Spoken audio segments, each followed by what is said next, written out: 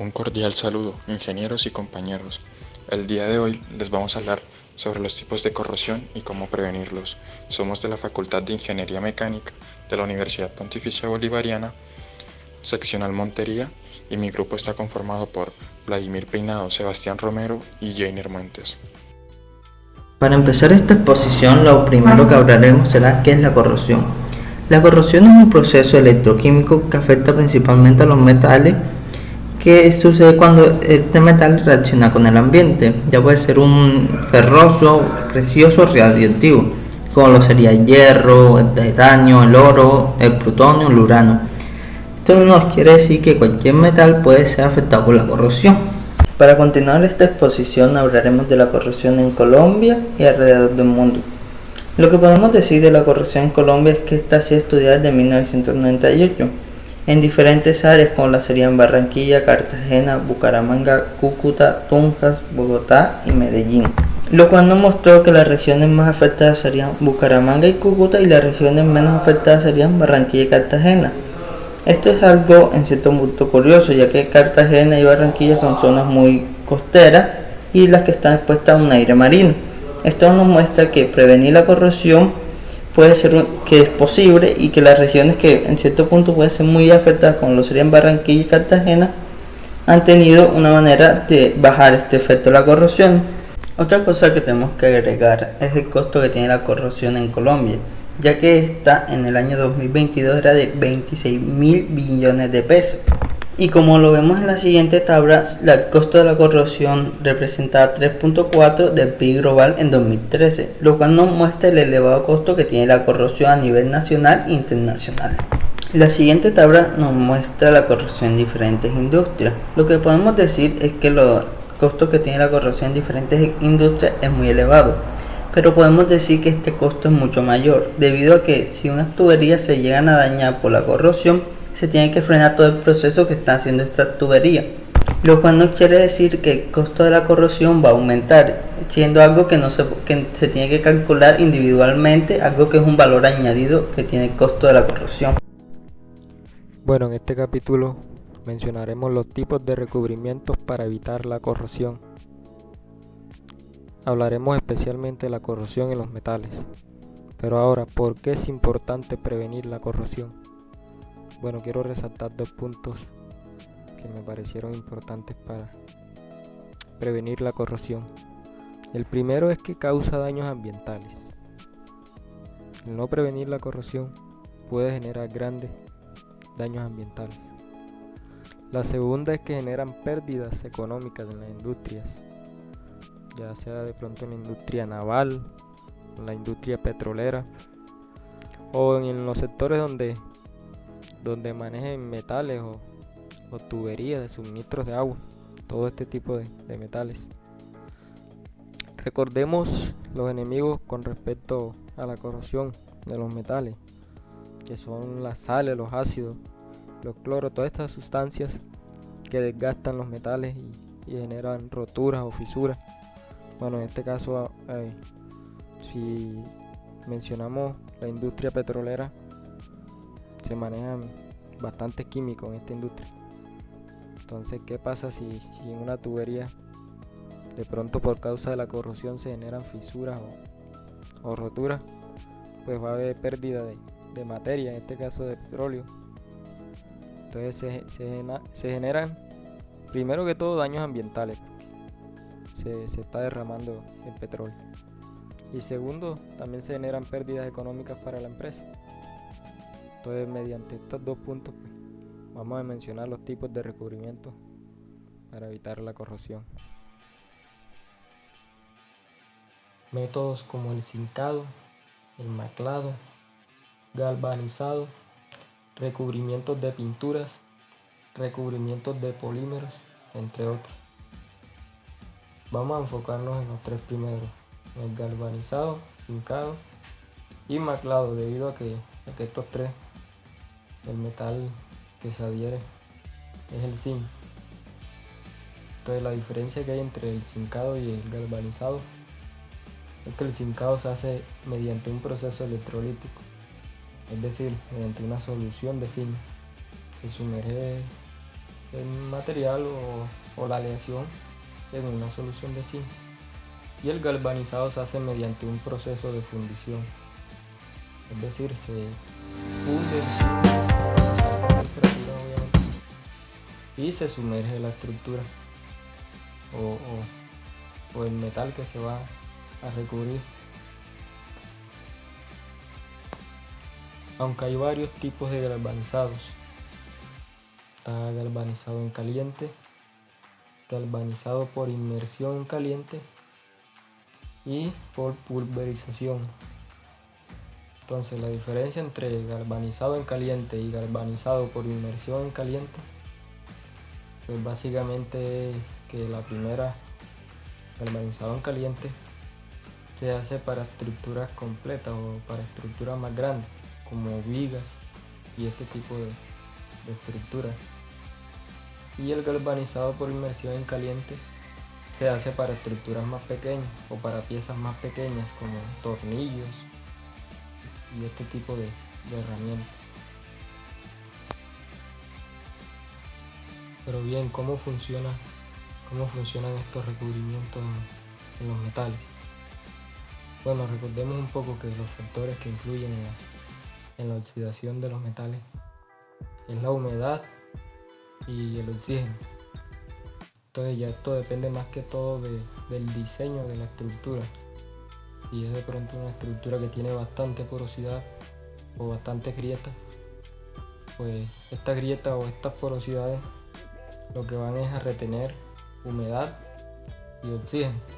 Entonces por eso es que se oxidan y se corroen los metales.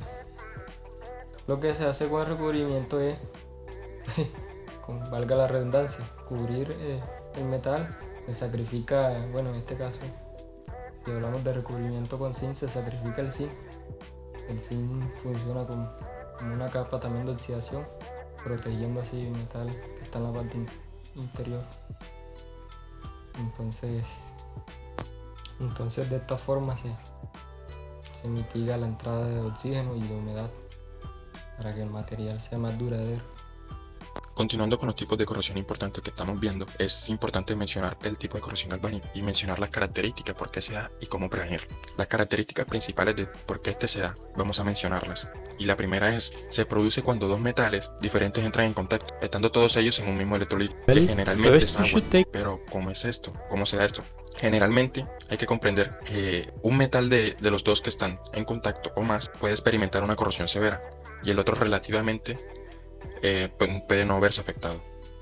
Otro punto importante es también la diferencia de potencial. Esta diferencia de potencial también se puede conocer como la fuerza motriz de la corrosión entre los dos metales que causa el flujo de corriente entre ellos. ¿Okay?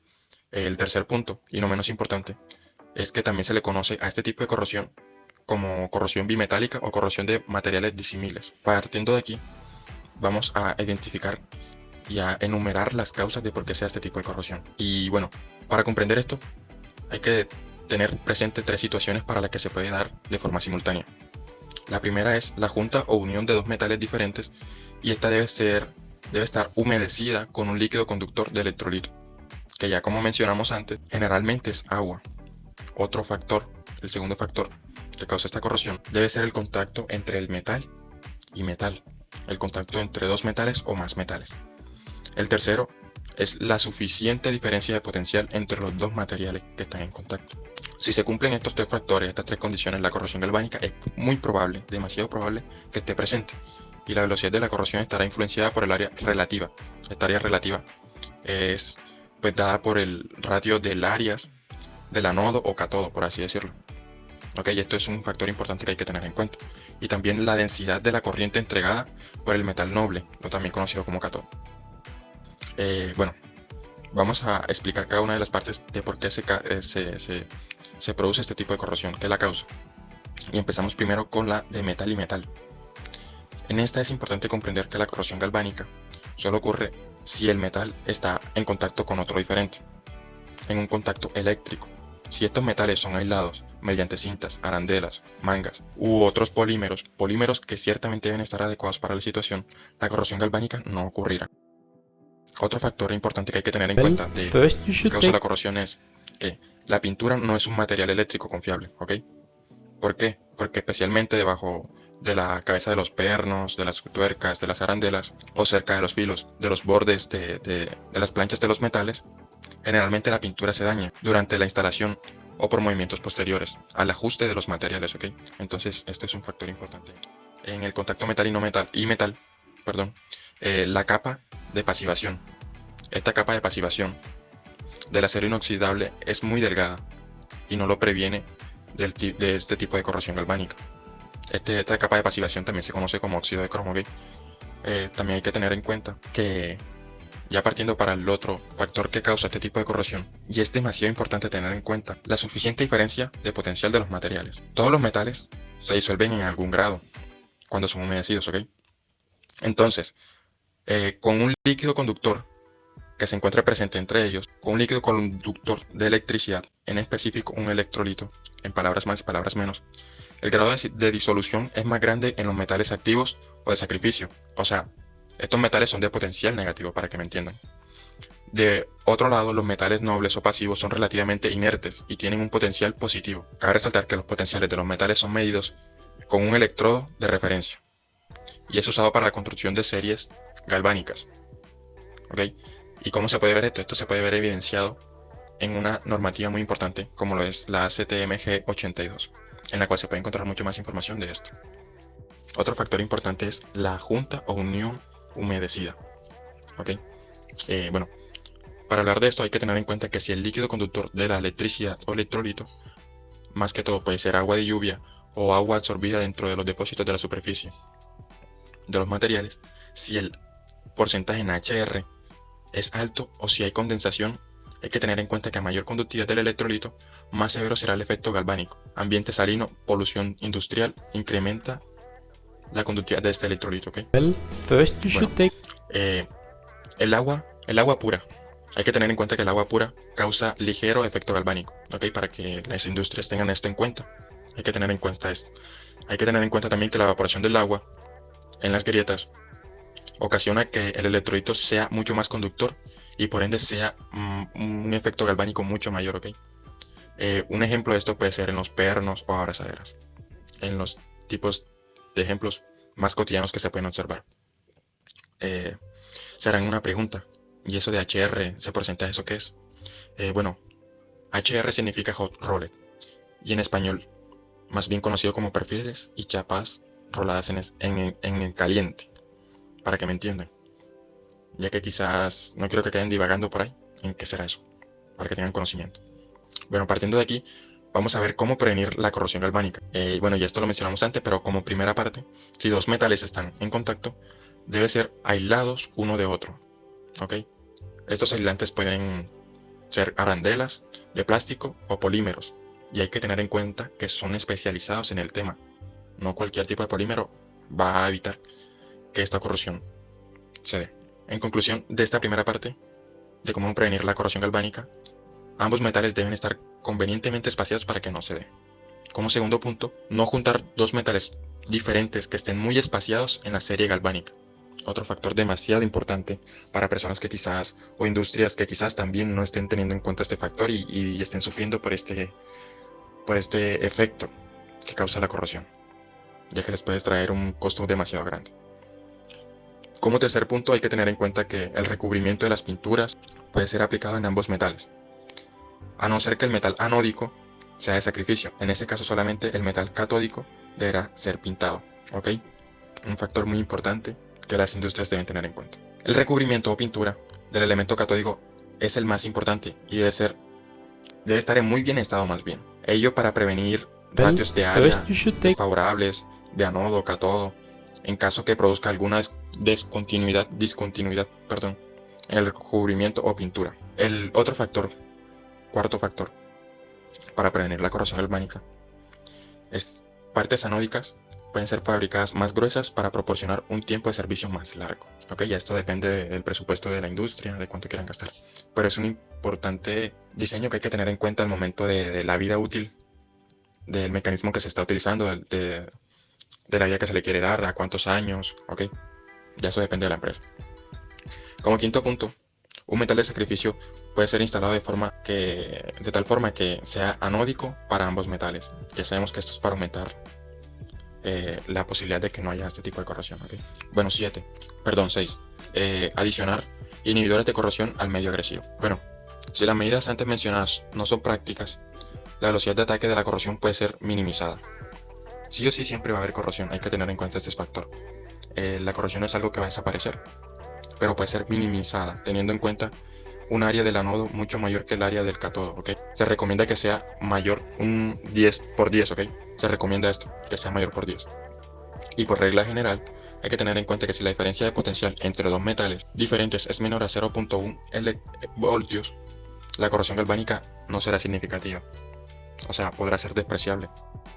La corrosión intergranular será puntualmente en aceros inoxidables y es un deterioro localizado. Bueno, primero que todo hay que tener en cuenta que se dan los límites de grano de una aleación. El mejor ejemplo de la evolución intergranular se da en los aceros inoxidables austeníticos. Hay que tener eso en cuenta, sobre todo aquellos que contienen un 18% de cromo y un 8% de níquel. Y esta será y se dará de manera que cuando se calienten lentamente o se enfríen lentamente a través del rango de una temperatura de 500 y 800 grados, cuando los aceros austeníticos son sometidos a una cierta temperatura y tiempo, lo que sucede es la precipitación de carburos de cromo en los bordes de grano y de la aleación, ¿ok? Dejando la zona empobrecida en cromo más susceptible a los ataques de la corrosión en los límites de grano.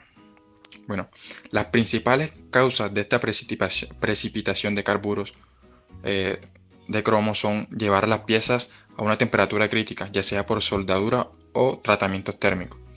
Y ustedes se preguntarán, ¿cómo podemos evitar esta corrosión intergranular?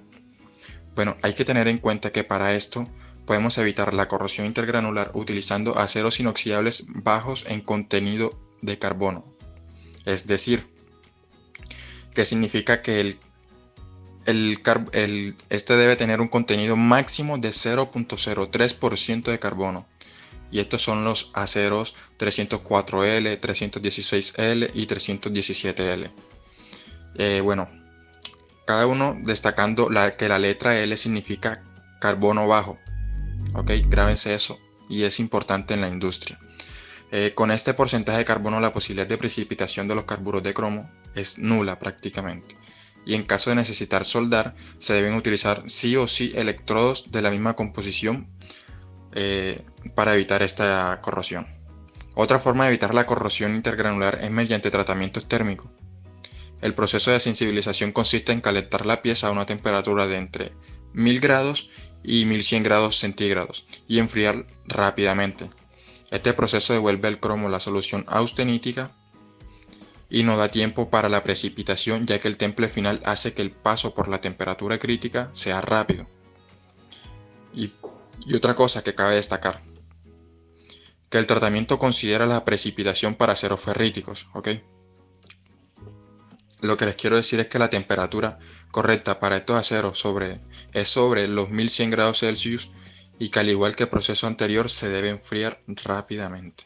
Ya para finalizar con los tipos de corrosión estudiados en el video, el último tema de corrosión que vamos a ver es corrosión por erosión. Hay que tener en cuenta que es encontrado donde hay un cambio brusco en la dirección del flujo de un fluido corrosivo, así como también cuando hay un cambio en la sección transversal de una tubería o hay irregularidades en la superficie interna de una tubería.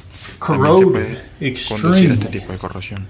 Unos ejemplos muy claros de donde se puede dar este tipo de corrosión son las bombas, válvulas, codos, centrifugadoras, impulsores, turbinas, etc. En la figura 1 se puede observar el claro ejemplo de esto. Para continuar hablando sobre la corrosión por erosión, hay que tener en cuenta que también se introduce un poco al tema de corrosión por cavitación. Es un tema en el cual no se va a estudiar en este video, pero igual hay que mencionar por encima y que hay que tener en cuenta para este tipo de erosión. Es causado por la formación y colapso de pequeñas burbujas de vapor y gas dentro de un fluido corrosivo, cerca de la superficie del metal de un flujo turbulento. Hay que tener en cuenta que la capa protectora del metal es dañada por la presión generada debido al colapso de las burbujas del gas y vapor, produciendo fisuras y picaduras en la superficie del metal, dejando una apariencia rugosa. Esta se puede observar en la figura número 2. Las principales acciones para minimizar o prevenir la corrosión por erosión que nosotros determinamos fueron 6 tipos. Primero, el uso de recubrimientos flexibles. ¿Pero cuáles son estos? Para ser exactos, son los elastómeros. Otra para minimizar el impacto sería recubrimiento de cerámicos de alta dureza. Como segundo, usar una protección catódica de ser posible sí o sí para evitar costos mucho más elevados por daños. El tercer factor fue filtros, que cabe destacar que estos filtros serían para sólidos en suspensión y que también deben tener trampas de vapor de agua. Como cuarto, incrementar el espesor del material en zonas identificadas como vulnerables, ya que así se evita costear mucho dinero debido a un proceso de receso por fallas en las tuberías. 5. Disminuir el flujo o la velocidad de flujo a flujo laminar en caso de que sea posible.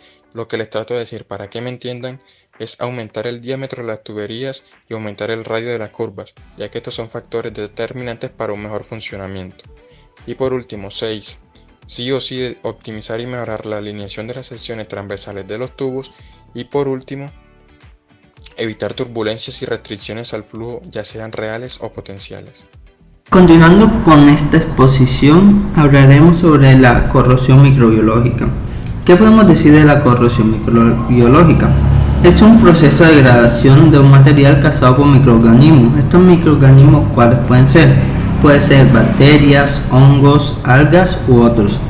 Esto no quiere decir que estos organismos crecen, se desarrollan en la interacción de las superficies de los materiales, que mayormente pueden ser expuestos al agua o al suelo.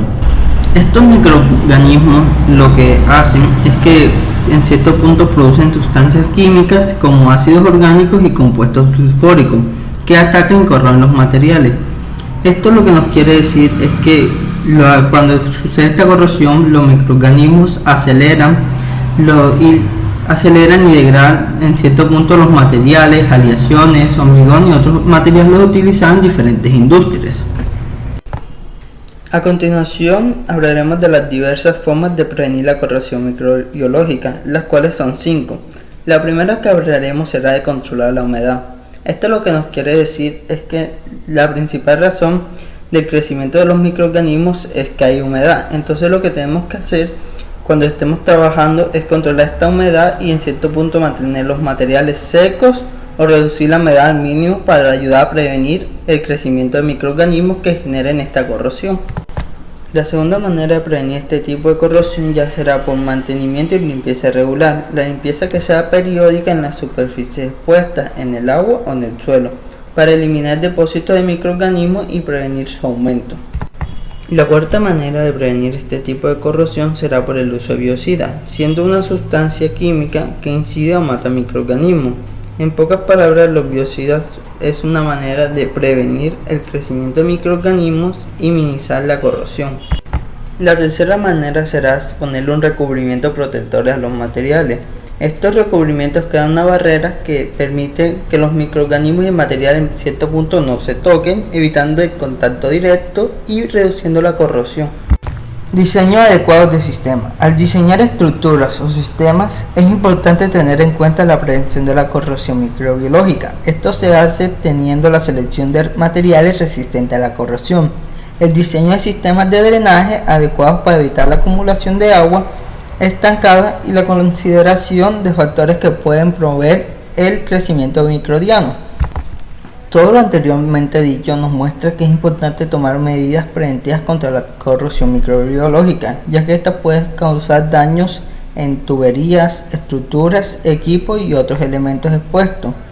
Además, el control de la corrosión microbiológica también nos puede ayudar a mantener un ambiente saludable y seguro. Para finalizar la exposición sobre tipos de corrosión, hablaremos sobre la corrosión por picadura, la cual es un tipo de corrosión que ocurre en forma de pequeñas cavidades o picaduras en la superficie de un material. Lo que podemos ver es que esta corrosión, como se mencionó, participa en la superficie de un material y que la diferencia de otra corrosión como la uniforme es que esta se produce de manera generalizada en toda la superficie y que la corrosión por picadura es más localizada y puede ser más dañina y destructiva en términos de daños concentrados porque es en toda la superficie del material. Esta corrosión se produce mediante la concentración de diferentes factores como lo sería oxígeno, humedad o agentes corrosivos entre dos áreas adyacentes en la superficie del material.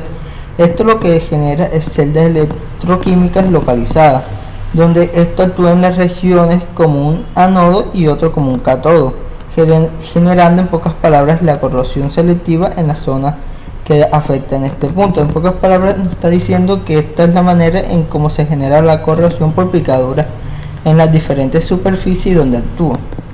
Para finalizar la exposición sobre tipos de corrosión, hablaremos sobre la corrosión por picadura.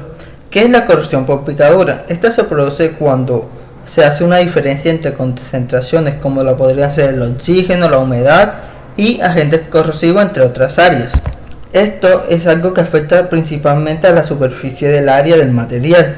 Esto lo que nos genera es que en cierto punto la corrosión por picadura es más localizada y puede ser más destructiva en términos de daño concentrado.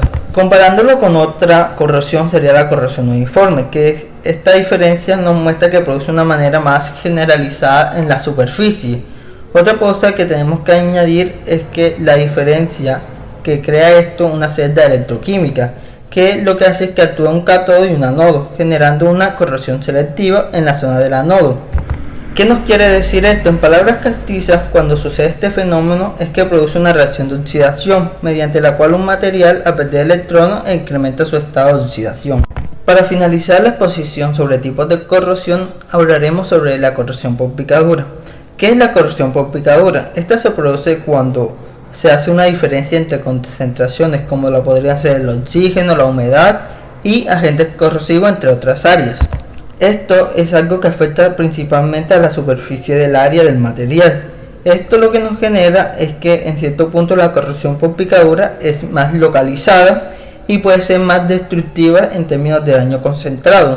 Comparándolo con otra corrosión sería la corrosión uniforme, que esta diferencia nos muestra que produce una manera más generalizada en la superficie.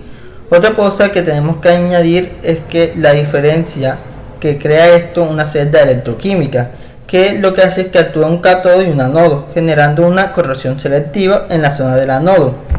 ¿Qué nos quiere decir esto? En palabras castizas, cuando sucede este fenómeno es que produce una reacción de oxidación, mediante la cual un material al perder electrones incrementa su estado de oxidación.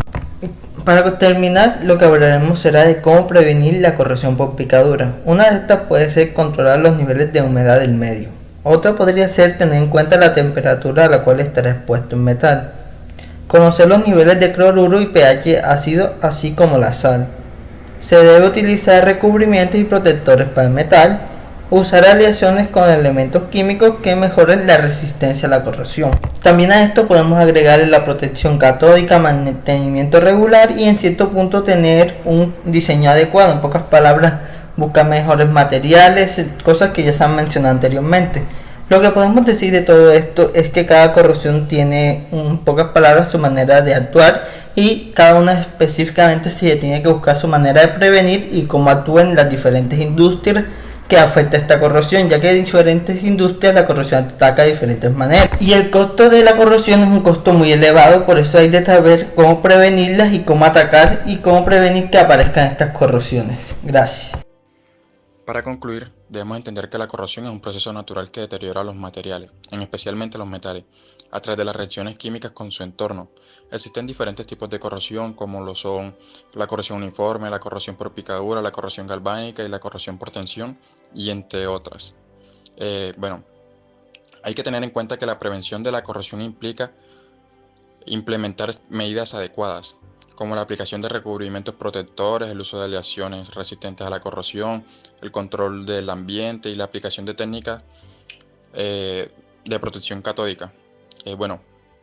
Ya por último y para finalizar, los recubrimientos son una medida efectiva para prevenir la corrosión y puede ser de diferentes tipos, como pinturas, esmaltes, galvanizados, anodizados, recubrimientos orgánicos e inorgánicos, entre otros. Estos recubrimientos crean una barrera física entre el material y su entorno corrosivo, protegiéndolos de la oxidación y el deterioro.